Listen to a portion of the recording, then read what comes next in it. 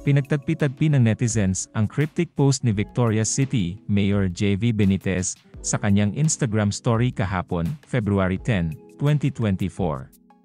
Ayon sa netizens, ang laughing emojis post daw ni JV ay tila sagot sa dinyal ni Ivana Alawi na meron itong romantikong kaugnayan sa ama ni JV na si Bacolod City Mayor Albi Benitez. Sa X, dating Twitter, kahapon din, may nagbahaging netizen tungkol sa nasabing post. Sabi ng user, "Just in, is this JV Benitez's reaction to Ivana Alawi's denial of being in a relationship with his dad?"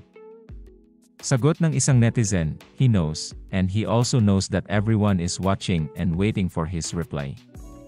Smart kid. Good choice, Sue." Lol, ang nabanggit na Sue ay si Sue Ramirez, ang girlfriend ni JV.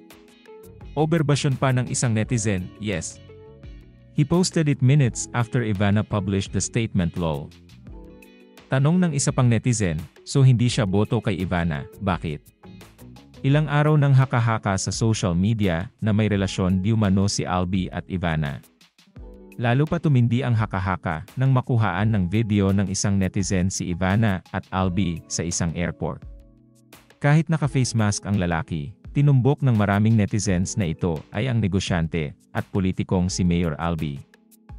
Nag-viral ang nasabing video at nakarating ito kay Ivana. Dahil dito, mariing itinanggi ng aktres at content creator na may ugnayan sila ni Albi. Sabi niya sa kanyang statement kahapon din, "There are posts and issues involving my name. I tried to stay quiet at dumedma na lang dahil sa paniniwala ko na hindi ako dapat magsalita, lalo kapag alam ko na wala akong ginagawang masama." Ayaw na daw sana niya itong patulan, pero nakaladkad na ang pangalan ng ina at kapatid na si Mona.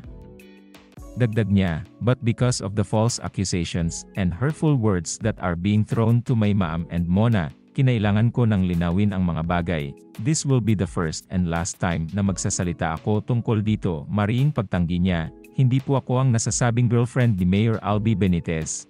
I met him when I had work in Bacolod. He was very accommodating and friendly. At hindi lang siya ang politikong nakilala ko at naging kaibigan. I am currently seeing someone who makes me happy. All I can say is that he is a respectable businessman and not a politician. Sana this helps clear my name and clarify all rumors. Maraming salamat." Sa isang panayam, sinabi ni Ivana na may boyfriend siyang isang businessman at bago pa lang ang kanilang relasyon. Kung nagustuhan mo ang video na to, huwag kalimutan mag-like at mag-subscribe para lagi kang updated sa mga bagong videos ko. Salamat!